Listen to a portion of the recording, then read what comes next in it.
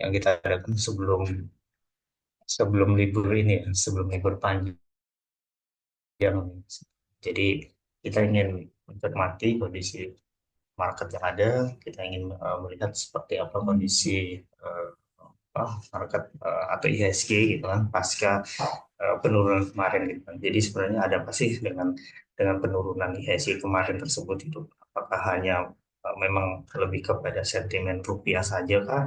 Atau karena memang ada sentimen dari kinerja emiten yang buruk saja kah? Atau mungkin ada hal-hal lain yang membuat IHSG mengalami fluktuasi yang ya boleh dibilang tidak biasa gitu loh, seperti itu. Nah, nanti kita akan banyak berdiskusi ya dengan tim riset ya. Nanti mungkin Bapak Ibu rekan-rekan juga mungkin bisa berpartisipasi dalam diskusi kali ini. Semoga diskusi kali ini bisa memberikan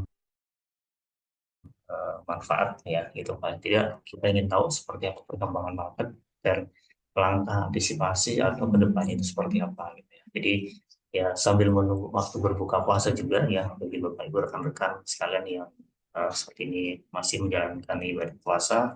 Semoga sampai dengan ini hari keberapa nih? Hari ke-21 ya. Dengan hari 21 ini masih masih tetap masih tetap kuat ya, masih tetap istiqomah dan menjalankan ibadah puasa. Dan sampai waktu berbuka ya kita coba diskusi yang bisa memberikan manfaat ya Bapak Ibu rekan-rekan semuanya.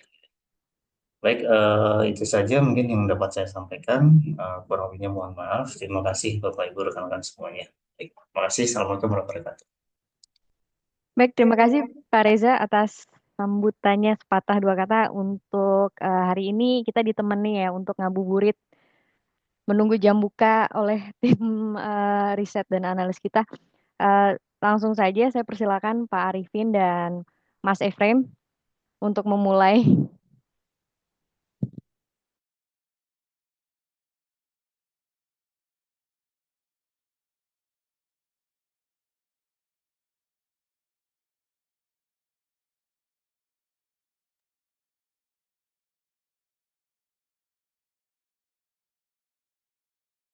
Eh, Baik, selamat sore Bapak Ibu sekalian.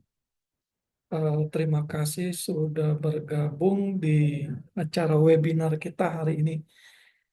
Slide kita sebenarnya hanya sedikit ya, jadi eh, kalau bisa sih kita nanti lebih banyak berdiskusi ya mengenai situasi terkini daripada pasar saham dan juga perkembangan daripada eh, perekonomian negara kita. Baik, yang pertama ini sekedar refreshing aja eh, apa yang terjadi di tanggal 18 Maret yang lalu. Eh, ada beberapa fakta unik yang terjadi di tanggal 18 ketika ISG eh, turun cukup eh, dalam ya. Yang pertama adalah eh, terjadinya penghentian sementara selama setengah jam. Ini merupakan pertama kali sejak pandemi COVID-19 ya.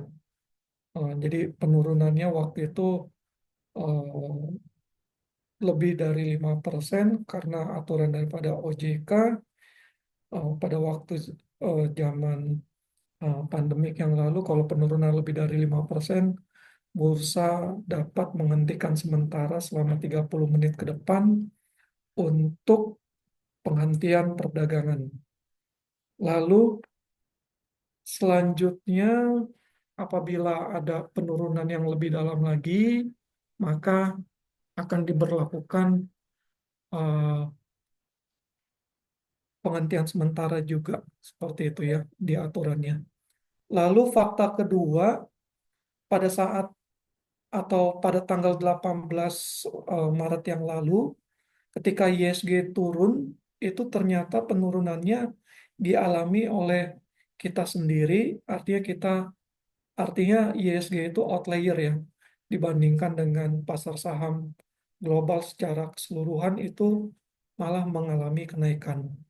Lalu fakta selanjutnya, eh, asing pada hari itu eh, net sell, net sell-nya sebesar apa? Sebesar 2,5 triliun.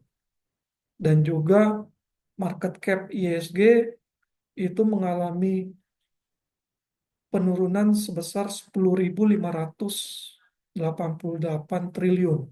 Ini sangat besar sekali ya. Dan ketika pada hari itu ternyata top losernya atau top laggardsnya adalah eh, saham-saham eh, grup Prayogo Pangestu. Jadi pada saat itu market cap daripada saham-saham Prayogo Pangestu yang secara keseluruhan itu turun 260 triliun rupiah ya. Jadi yang top laggardsnya adalah TPIA, Brand, dan BRPT.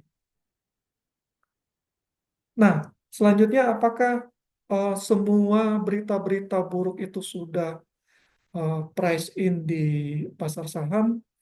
Secara keseluruhan kita mengatakan bahwa semua berita-berita buruk itu sudah tercermin di pergerakan harga saham ya. Nah, bad news-nya apa sebelumnya? Yang pertama yaitu Goldman yang menurunkan peringkat pasar ekuitas Indonesia ke peringkat market weight ya dari sebelumnya yaitu overweight. Lalu kedua Morgan Stanley itu eh, juga menurunkan peringkat eh, saham di Indonesia menjadi equal weight dari equal weight menjadi underweight. Lalu selanjutnya bad news-nya yaitu state budget yang eh, defisit sebesar 31 triliun atau sebesar 0,13% dari GDP. Nah, mengenai state budget ini kita sudah warning ya dari tahun kemarin yaitu kalau di bulan November di acara yang sama yaitu di market update. Kalau Bapak Ibu sekalian memperhatikan waktu itu kami sudah menyampaikan bahwa Indonesia mengalami problem struktural. Problem strukturalnya yaitu tidak hanya defisit budget, tetapi juga defisit neraca transaksi berjalan atau current account. Lalu selanjutnya revisi Undang-Undang TNI ya. Ini juga beberapa kalangan juga dianggap sebagai bad news. Karena kenapa? Karena eh, kalau undang-undang ini diberlakukan, maka perwira TNI yang masih aktif bisa merangkap jabatan ya. Nah, ini kalau terlalu banyak juga efeknya juga tentunya akan memberikan dampak negatif. Lalu selanjutnya mengenai aktivitas daripada asing di pasar saham, eh, per, per kemarin itu asing sudah net sales sebesar 30,8 triliun compare ke tahun 2024 justru net buy sebesar 16,5 triliun.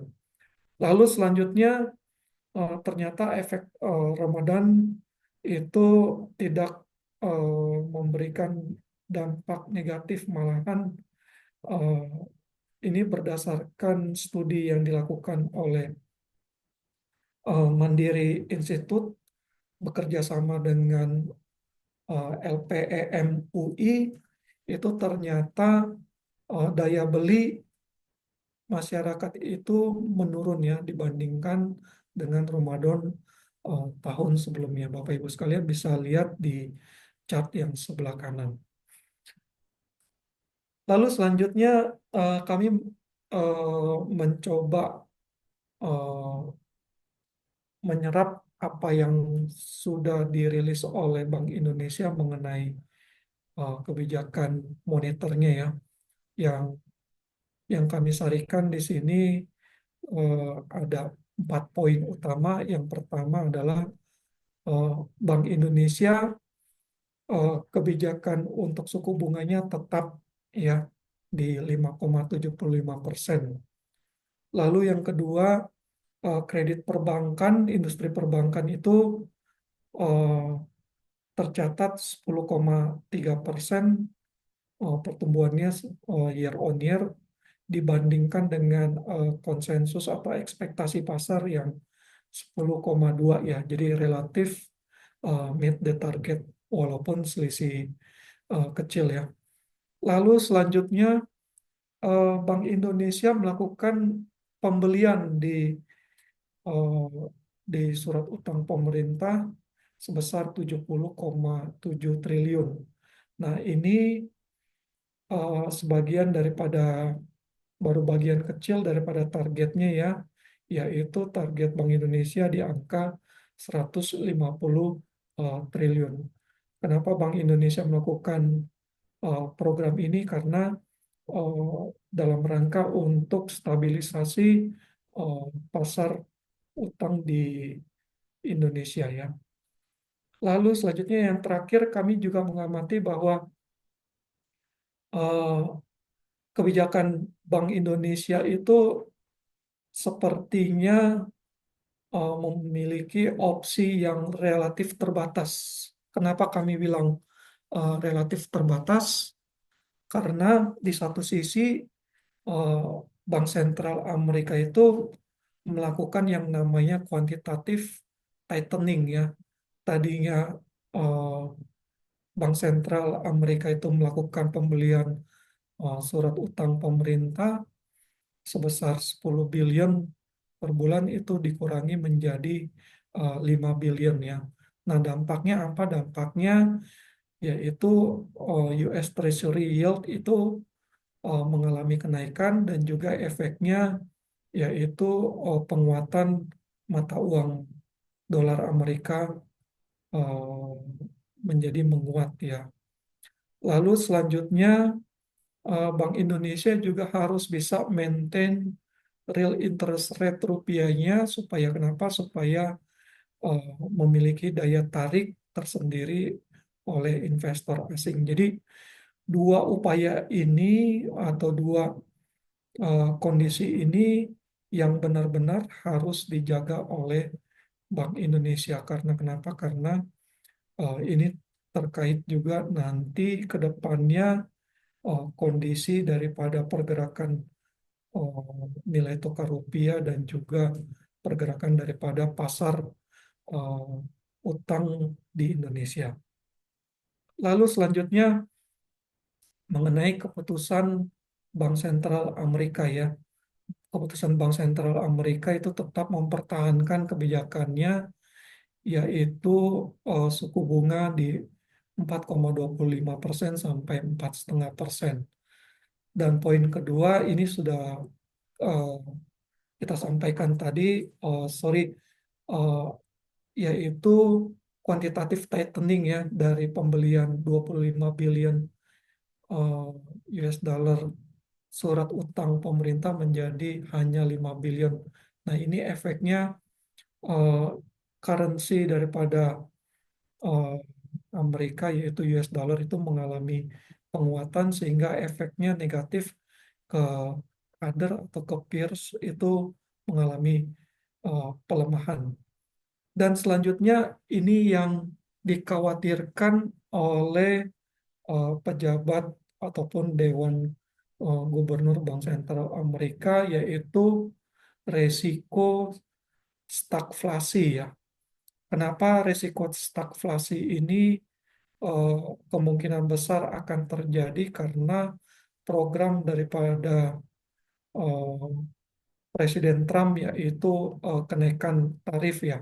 Jadi kenaikan tarif ini akan memicu kenaikan inflasi. Itu sebabnya The Fed menaikkan proyeksi inflasi dari 2,5 menjadi 2,7%. Lalu selanjutnya juga The Fed menurunkan proyeksi pertumbuhan ekonomi dari 2,1% menjadi 1,7%.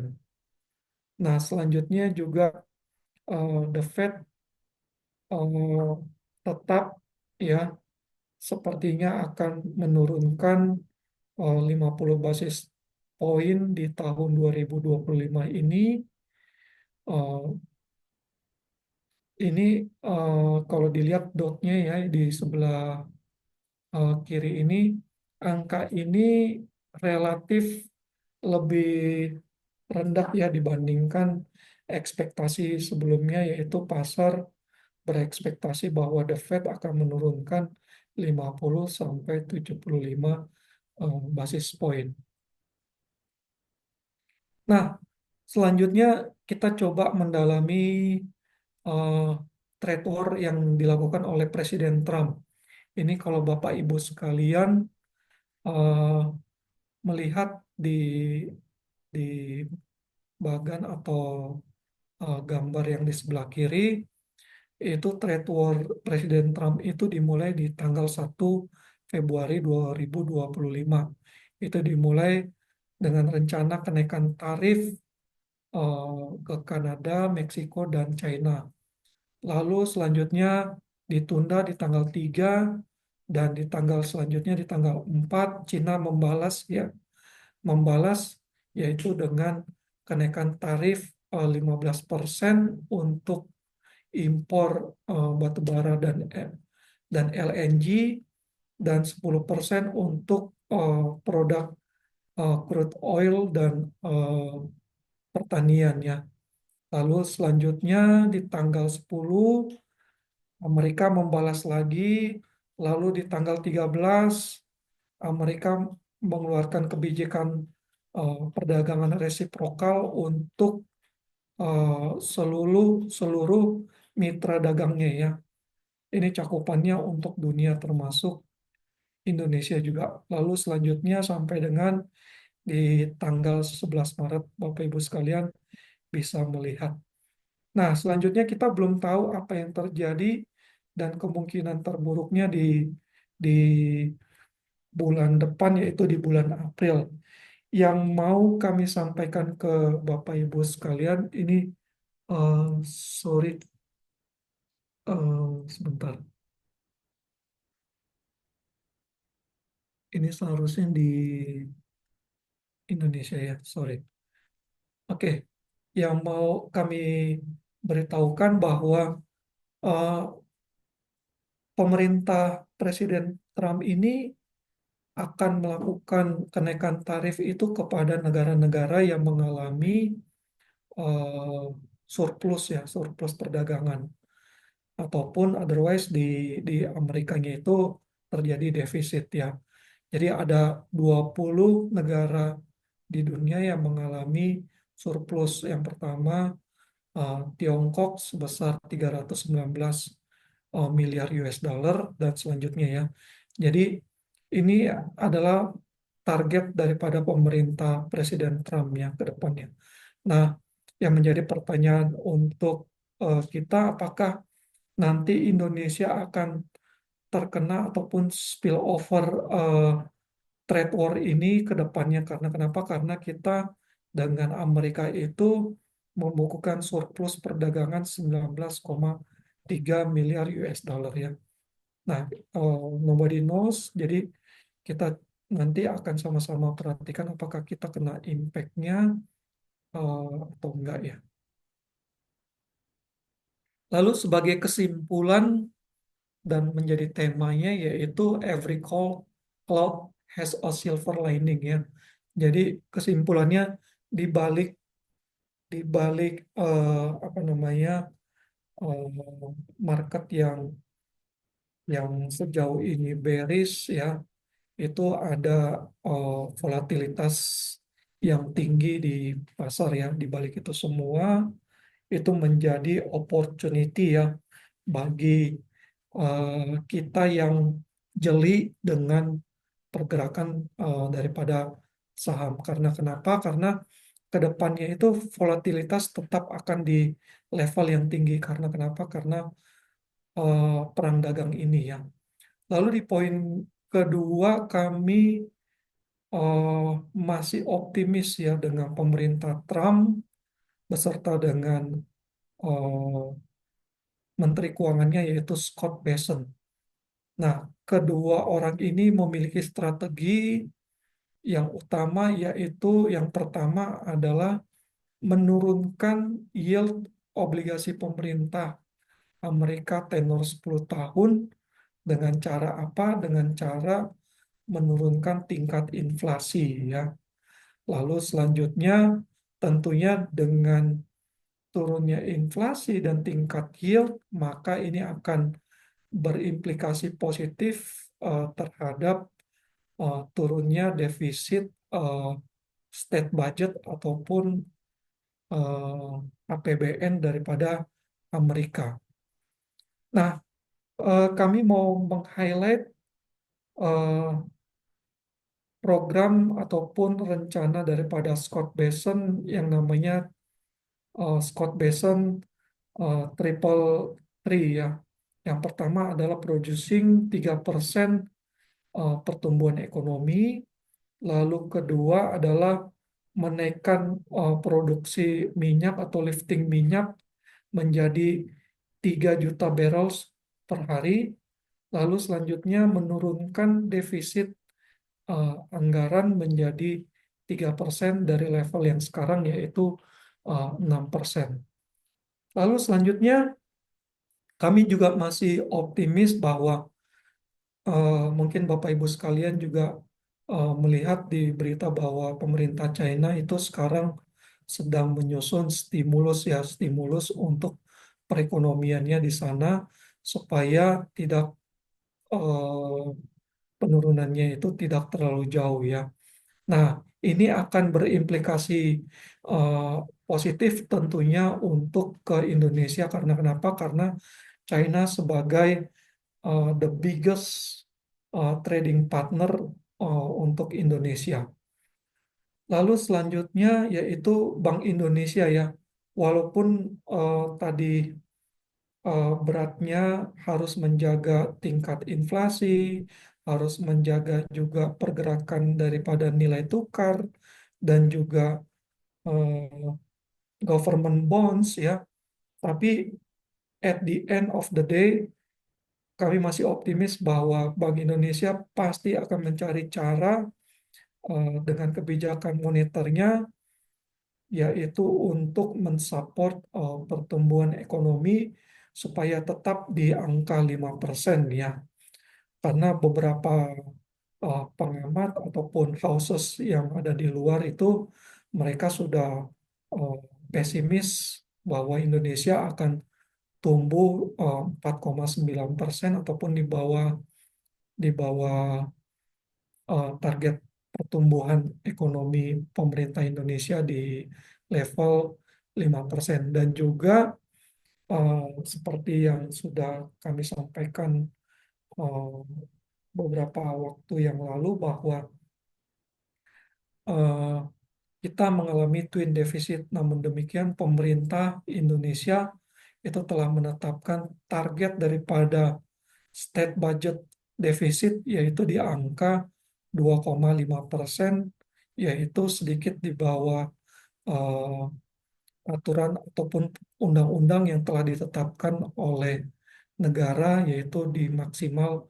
3%. Lalu selanjutnya kebijakan ataupun regulasi yang telah dikeluarkan oleh OJK yaitu boleh buyback tanpa harus RUPS ya. Nah, ini memberikan sentimen ataupun sentimen ataupun katalis positif dalam jangka eh, pendek untuk kedepannya.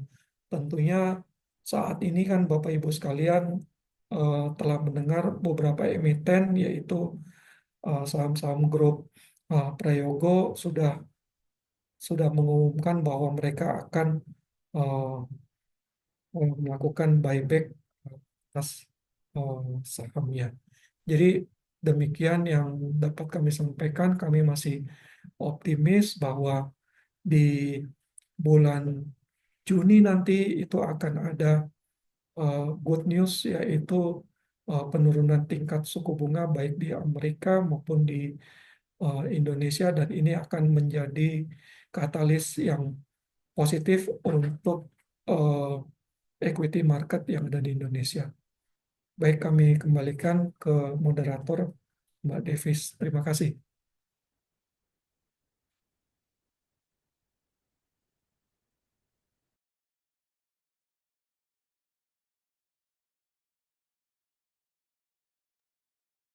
Baik, terima kasih Pak Arifin terkait pemaparannya.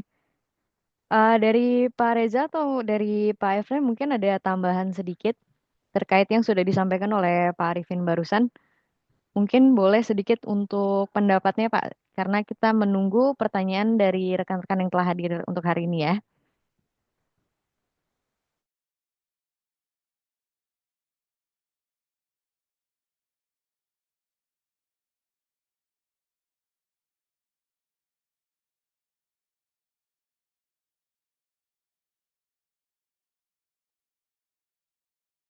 Ya, terima kasih, Davis.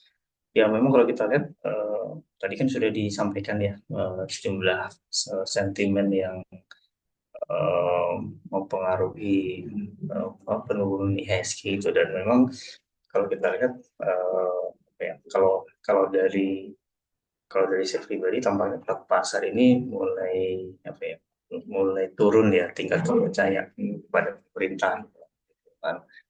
Ya, kita lihat saja apa kondisi market ya, mulai dari realisasi kebijakan terkait dengan apa, eh, makan apa tuh MBG, yang makan bersama gratis, dan terus kemudian adanya pembentukan Danantara, kemudian setelah adanya pembentukan Danantara, kemudian beberapa lembaga pemerintah asing justru malah menurunkan eh, peringkat outlook Indonesia gitu kan. Nah itu tentu ini akan memberikan dampak negatif kan seperti itu. Nah, tapi memang kalau kita lihat di sisi lain, ya dengan adanya penurunan ini kan cukup memberikan peluang juga sih sebenarnya bagi kita untuk bisa masuk ke saham-saham yang ya sebenarnya fundamentalnya masih masih baik gitu kan, tapi sudah terdiskon harganya gitu kan. Jadi penurunan ini memang kalau kita lihat tingkat kepercayaan dari pasar itu memang turun ya gitu. Tapi di sisi lain ya buat pelaku pasar yang belum sempat masuk di sejumlah saham sebelumnya, ini bisa menjadi kesempatan sih seperti itu. Dan memang kalau kita lihat kondisi market di selama bulan bulan puasa kali ini memang agak sedikit berbeda ya dibandingkan beberapa tahun sebelumnya yang bisa dikatakan eh, masih ada sisi positifnya lah gitu. Artinya market itu masih masih ada kesempatan untuk bisa bergerak naik lah. Kalau yang sekarang ini kan baru naik berapa poin langsung turun lagi. Kayak kemarin kan market kita sudah mulai rebound, ternyata hari ini malah cenderung turun dalam lagi kan seperti itu. Jadi memang tingkat fluktuasinya memang cukup tinggi sih apa di momen eh, di momen puasa kali ini.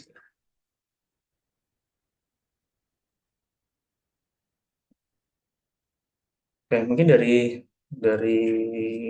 Bapak Ibu rekan-rekan mungkin ada tanggapan mungkin.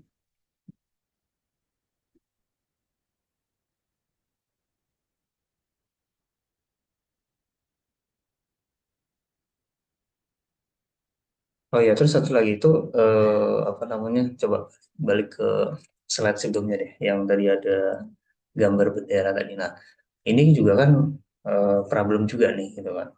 Nah, kenapa kenapa saya bilang problem? Karena eh, kan ekonomi global itu kan belum masih dalam upaya pemulihan ya, masih dalam upaya pemulihan pasca terkena COVID seperti itu ya. Nah, di tengah upaya pemulihan tersebut, terus kemudian US sebagai salah satu negara yang diharapkan bisa menjadi driver atau bisa menjadi motor penggerak ekonomi global, justru malah menggunakan kebijakannya untuk membatasi perdagangan dengan sejumlah negara gitu. Nah, ini kan akhirnya membuat eh, alur atau katakanlah perdagangan global ini kan menjadi tertahan kan gitu.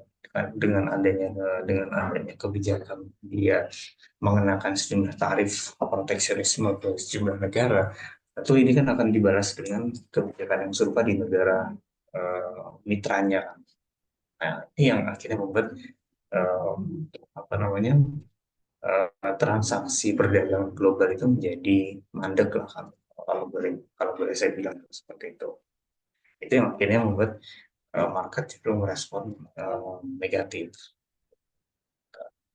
Nah, saya nggak tahu apakah ke depan eh, apa, setelah setelah setelah Trump merasakan dampak negatif dari kebijakan tarifnya ini, nanti dia akan merubah haluan atau katakanlah lebih melunak ke depannya. Itu mungkin ya kita harapkan bisa bisa ini ya bisa apa namanya bisa terjadi sih gitu. Karena kalau enggak ya itu upaya pemulihan yang ekonomi global yang ada itu menjadi jadi sia-sia gitu. Nggak akan pernah terwujud yang namanya upaya pemulihan kalau dia tetap menggunakan eh, apa kebijakan proteksionisme dan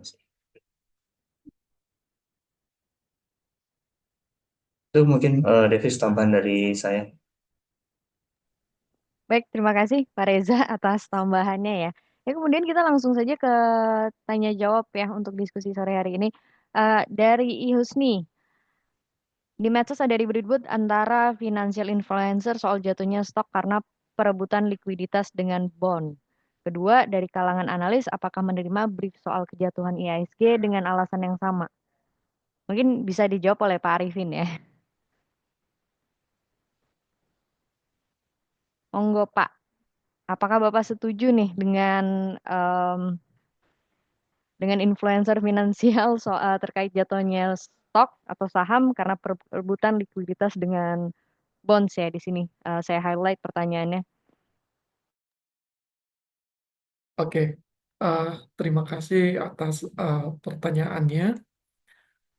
Kalau dibilang perebutan sih kayaknya enggak ya, karena begini, kalau prinsip dasar investasi itu kan kita kan sebelum berinvestasi kan pasti kan harus menentukan tujuan dulu kan. Tujuannya apa, time horizonnya berapa lama, target returnnya berapa besar kan gitu. Nah, kalau dibilang perebutan likuiditas sih enggak ya. Lalu sebenarnya apa yang terjadi gitu. Nah, tadi kan kita sudah sampaikan tadi di sebentar.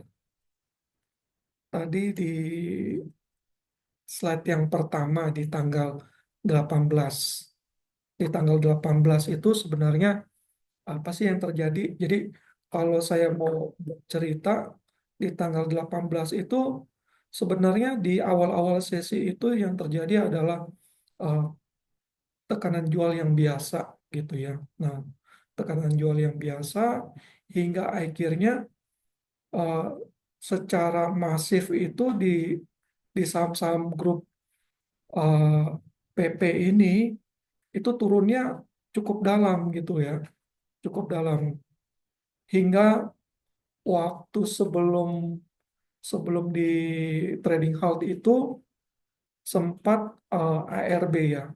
Nah, kalau kami menduga itu sepertinya ada permasalahan di eh, margin ya.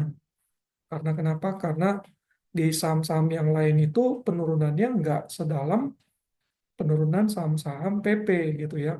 Karena PP juga ini kalau dilihat di tabelnya ini sebagai contoh nih ya, TPIA itu turun 18%. Nah, efeknya ke ISG itu memberikan kontribusi negatif atau memberatkan ISG itu sebesar 27,98 poin gitu. Jadi kami menduga ini hanya permasalahan teknis trading aja gitu. Karena di kalau melihat di website DJPPR ataupun Direktorat Jenderal Pengelolaan Utang QQ Kementerian Keuangan itu kalau dilihat kepemilikan obligasi di sana itu masih lebih dominan dipegang oleh Bank Indonesia ya. Tadi kami sudah sampaikan bahwa Bank Indonesia itu memiliki program di tahun ini membeli surat utang pemerintah itu sebesar 150 triliun dan yang sudah sejauh ini yang sudah dibeli 70 triliun gitu. Jadi kami melihat itu nggak ada yang namanya perebutan likuiditas di apa namanya di bonds gitu. Lalu kedua, eh, dari kalangan analis, apakah menerima brief soal kejatuhan ISG dengan alasan yang sama? Nah, ini kalau boleh saya eh, menjawab, itu eh, permasalahan yang dihadapi oleh Indonesia itu adalah permasalahan struktural ya. Nah, ini kami sudah sampaikan di bulan November di tahun lalu. Nah, permasalahan struktural ini akan berimplikasi eh, ke pasar saham ataupun ke pasar eh, obligasi gitu. Karena kenapa? Karena sudah sudah lumrah ya investor saham ataupun obligasi itu pasti hal yang pertama yang diperhatikan adalah kondisi daripada fundamental negara tersebut. Nah, Indonesia waktu itu kita twin defisit gitu. Jadi makanya beberapa eh, houses yang ada di luar ataupun investor luar itu sudah keluar terlebih dahulu. Nah, ini kan kita sudah sampaikan di slide kedua bahwa semua berita-berita buruk itu sudah di price in oleh pasar. Berita buruknya apa?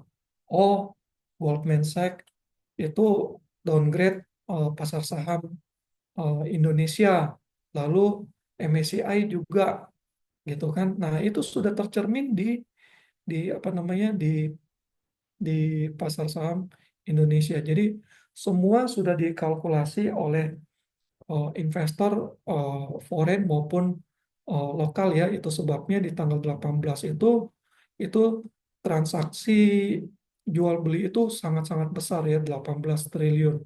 Nah, salah satunya yang paling terbesar adalah transaksi asing ya. Sebagai contoh, asing aja itu menjual saham BCA pada hari itu cukup besar dibandingkan hari-hari sebelumnya yaitu 1,5 triliun seperti itu. Saya kembalikan ke moderator.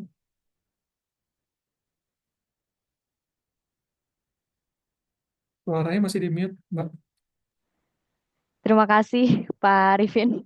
Ini kita langsung saja ke pertanyaan selanjutnya dari Mbak Dewi Anisha Dwi Lestari. Mohon izin bertanya, sebentar lagi akan musim dividen untuk bank-bank di Indonesia.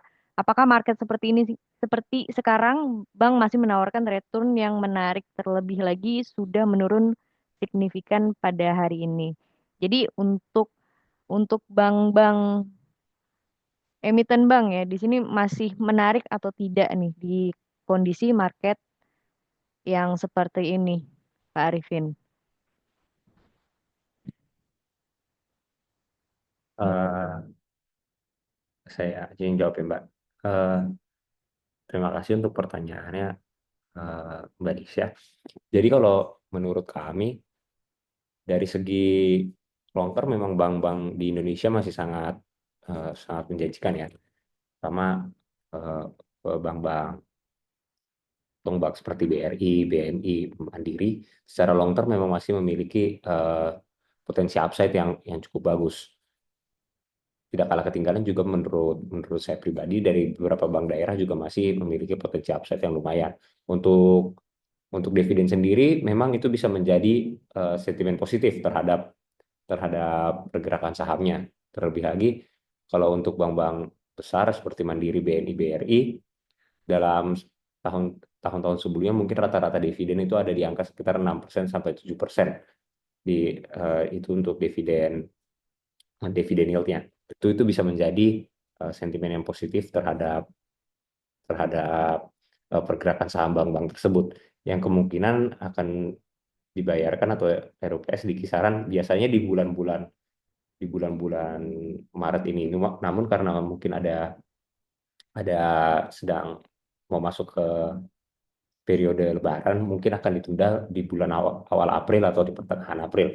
Tapi kalau menurut kami, secara garis besar, harga bank-bank, terutama bank-bank besar, sekarang sudah di harga yang murah dan sangat menarik untuk diamati atau mungkin untuk dibeli dalam periode yang sedang turun-turun sekarang ini. Sekian dari saya, terima kasih.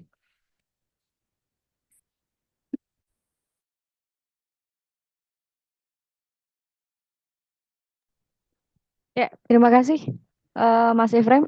Dari Pak Reza, bagaimana ada tambahan Pak untuk bank untuk emiten bank pada saat kondisi market seperti ini apakah masih menarik?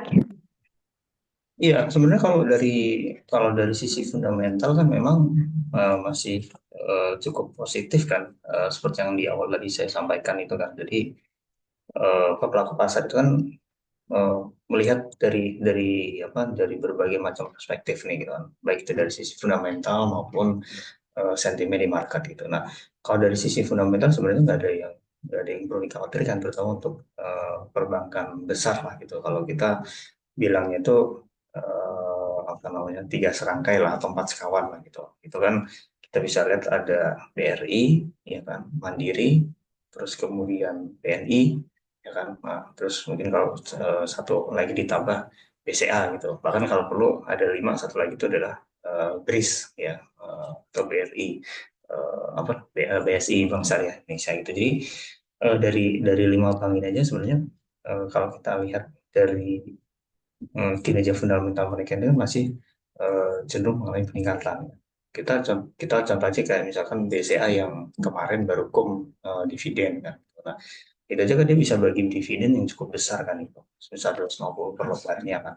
Nah, kemudian kalau kita lihat pertumbuhan pendapatan maupun laba itu juga kita lihat dengan kondisi saat ini itu masih cukup baik ya, seperti itu ya, walaupun mungkin pertumbuhannya tidak sebesar tahun-tahun sebelumnya, karena kan kalau kita lihat kinerja perbankan itu kan balik lagi tergantung dari kinerja makroekonomi juga kan, ya kan. Ketika makroekonominya membaik, maka kinerja bank itu udah otomatis akan membaik gitu. Karena apa? Karena sumber pendapatan mereka itu kan adalah pendapatan bunga. Pendapatan bunga itu dari mana sih? Pendapatan bunga itu kan berasal dari masyarakat kan, masyarakat yang pinjam gitu kan. Kayak misalkan Bapak Ibu rekan-rekan semuanya punya kartu kredit gitu kan, atau mungkin punya KPR, atau mungkin punya kredit kepemilikan mobil dan sebagainya. Itu kan merupakan pendapatan dari bank. Bahkan kita punya tabungan pun itu sebenarnya sumber pendapatan dari bank dengan adanya fee based income. Ya, coba aja Bapak Ibu cek kutasi rekening tiap bulan, pasti kan ada biaya administrasi gitu kan, sebesar 12.000 atau 15.000 seperti itu. Itu kan bagian dari pendapatan perbankan. Artinya dari sisi perbankan sebenarnya masih cukup baik kinerjanya. Cuma memang karena bank-bank besar ini market cap di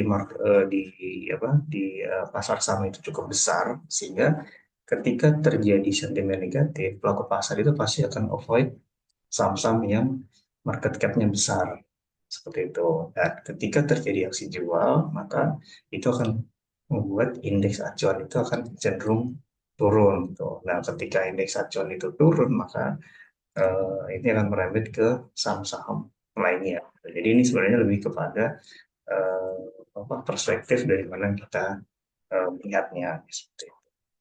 Nah, terus kemudian saya juga ingin menanggapi yang pertanyaan dari Mas Husni sebelumnya ya, itu yang terkait dengan apa adanya peralihan dana dari saham ke obligasi gitu. Nah, memang kalau kita pikir secara logika, ketika terjadi aksi jual di saham, tentu uang ini mungkin akan mengalir ke forex atau mungkin ke obligasi, seperti itu, ya kan. Nah, itu secara logika. Tapi kalau kita lihat dari apa tadi mungkin Mas Arifin sempat menyinggung terkait dengan perdagangan obligasi ya gitu. Nah, kalau kita lihat dari hasil lelang yang dilakukan oleh pemerintah, ternyata hasil lelang eh, di apa namanya yang dilakukan oleh pemerintah di minggu ini atau minggu sebelumnya itu ternyata jauh lebih rendah dibandingkan dengan periode sebelumnya, ya kan. Artinya apa? Artinya uang nasabah atau katakanlah dana dari para investor itu tidak serta-merta ketika pasar saham terus jatuh terus kemudian langsung pindah ke obligasi gitu. Bisa saja karena kondisi atau sentimen yang ada ini tidak membuat mereka nyaman, ya mereka lebih milih untuk keep gitu. Karena kan ada istilah cash is the king kan, gitu. Jadi mereka lebih milih untuk apa namanya jual jual aset, jual saham, terus kemudian mereka keep di eh, RDN atau di tabungan mereka sambil menunggu waktu yang tepat untuk kembali masuk seperti itu sih.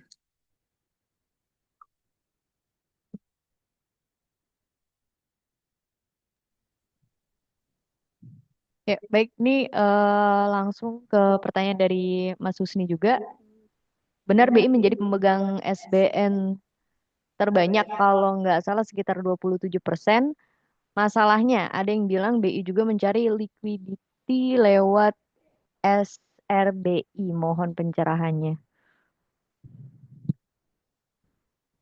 Mungkin Pak Arifin dan Pak Efrem bisa menjawab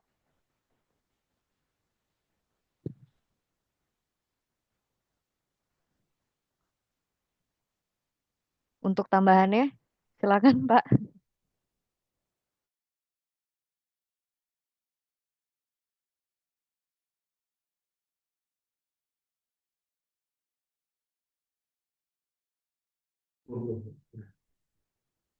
Baik, ini saya mau menampilkan data ya. Eh, ini dari DJPPR. Ini ownership daripada Bank Indonesia di Tradable Domestic Government Securities itu as of 18 Maret itu 25,59% ini ya. Bapak Ibu sekalian bisa melihat ini. Nah, ini adalah bagian program yang tadi kami sudah sampaikan yang ada di slide yang bentar.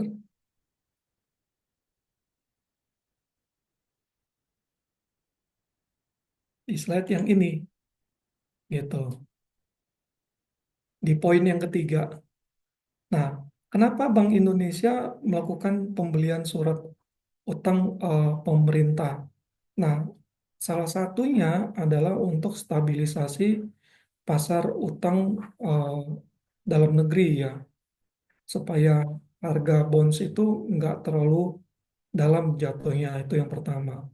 Lalu yang kedua, apa yang dilakukan Bank Indonesia ini tujuannya adalah supaya untuk menurunkan rate daripada SRBI gitu. Nah, SRBI ini kan adalah instrumen Bank Indonesia dalam rangka untuk menjaga stabilisasi nilai tukar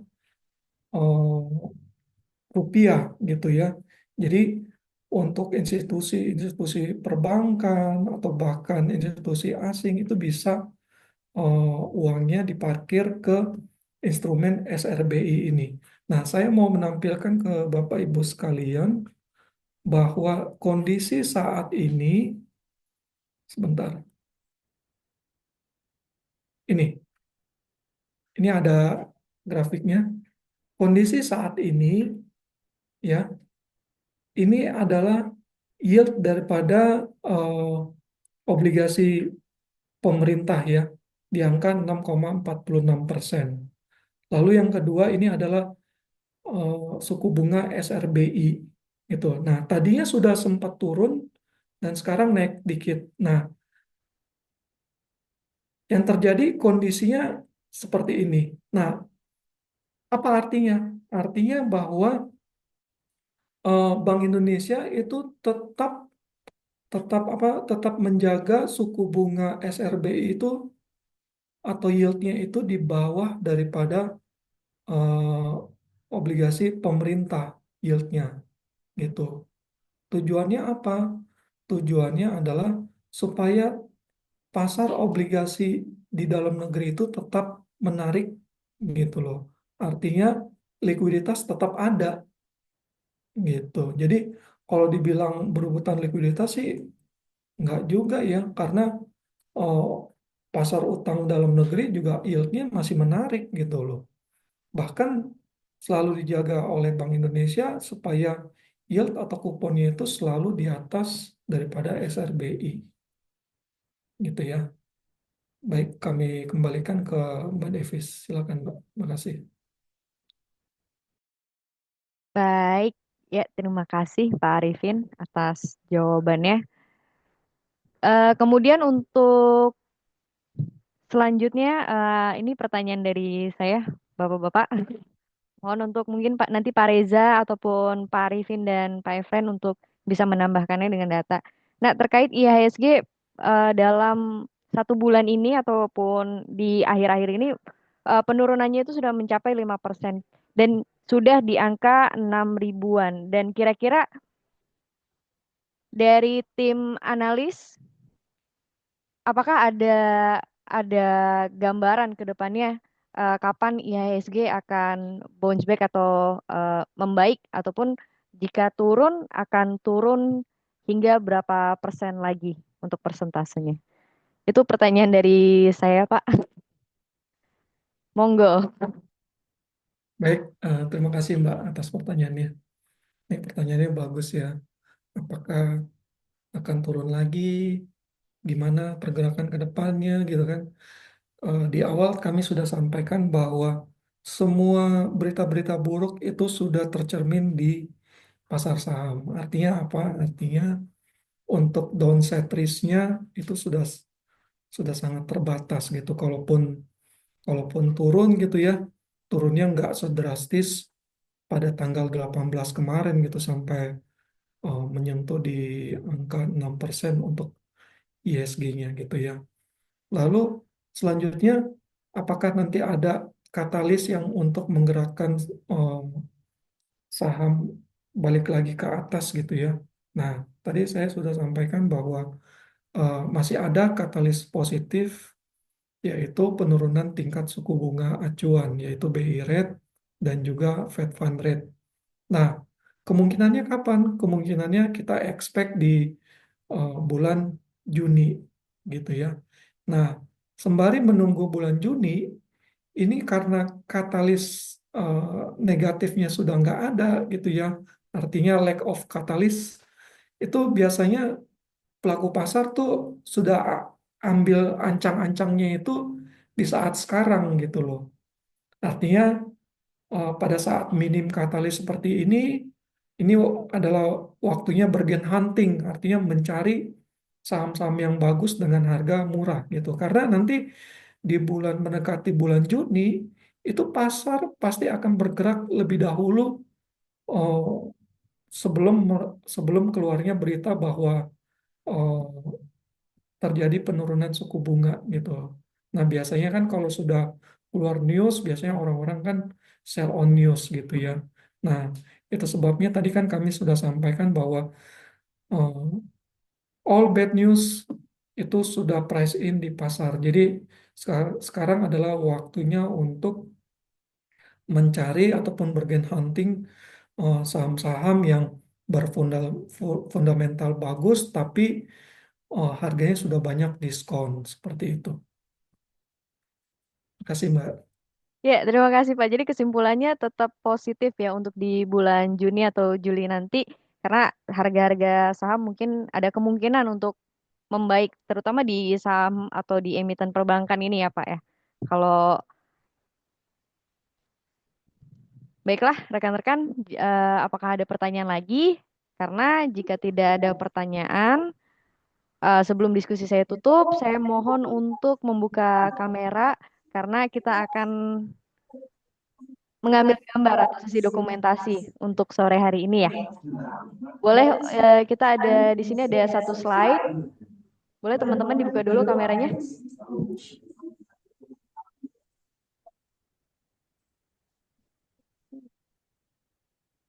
Ya, Baik, kita Devis. tunggu ya. Ya, ya sambil nunggu Bapak Ibu rekan-rekan lainnya. Ya, memang dalam kondisi seperti saat ini boleh dibilang akan membuat kita galau ya mungkin ya dalam melihat market ini apakah akan tetap fluktuatif atau seperti apa gitu kan. Nah, Cuma eh, yang tadi disampaikan oleh Mas Arifin itu ya memang ini bisa kita manfaatkan untuk masuk di saham-saham yang fundamental baiknya. Tuh. Nah, mungkin cara cara ini ya, cara login-nya nih yang mungkin perlu diperhatikan gitu kan. Jadi mungkin kita bisa lakukan secara bertahap gitu kan. Atau mungkin kalau yang sebelumnya kita sudah ada sedia cash ya sambil menunggu market saham stabil mungkin bisa kita tempatkan di obligasi dulu gitu kan. Itu kayak misalkan yang sebelumnya sempat kita share ke nasabah eh, kita itu kan terkait dengan eh, apa kemarin tuh program member get member dengan member get member untuk kepemilikan obligasi Revi C gitu kan. Nah, itu kan juga menjadi salah satu ini ya salah satu alternatif investasi juga gitu kan. Jadi selain apa kita dapat kupon ya kita mungkin juga dapat eh, dapat tambahan lah gitu dari program member get member gitu. Nah, sambil kita lihat market ke depan ini apakah bisa lebih stabil atau tidak gitu. Nah, beberapa saham kayak perbankan itu kan memang masih cukup menarik ya, apalagi dengan harga saat ini yang ya boleh dibilang ya kapan lagi kan gitu. Kita harus nunggu kejatuhan market berikutnya baru bisa ngambil kesempatan lagi kan seperti itu. Ya, Pak Reza, terima kasih untuk reminder kepada rekan-rekan nasabah reguler maupun prioritas ya untuk dari program Reliance Sekuritas sendiri kita ada program member get member itu di Bonds Revi C yang artinya bagi rekan-rekan nasabah prioritas maupun reguler yang sudah memiliki bonds Revi C yang sudah existing ya bisa menawarkan ke teman saudara ataupun mengajak ya untuk memiliki Revi bond seri C ini nanti untuk ketentuan yang berlakunya atau persyaratannya bisa langsung menghubungi CSO kami ataupun bisa langsung ke Bapak Reza untuk nasabah dari rally prioritas ya. Baik ya, saya ambil gambar dulu 1, 2, 3. Terima kasih Bapak Ibu sekalian rekan-rekan sudah hadir pada sore hari ini. Saya bersama Pak Reza dan tim analis, Pak Arifin dan Bapak FM mengucapkan undur diri dan selamat uh, Idul Fitri. Terima kasih. Oke, baik terima kasih Bapak Ibu rekan-rekan semuanya ya. Baik, terima kasih.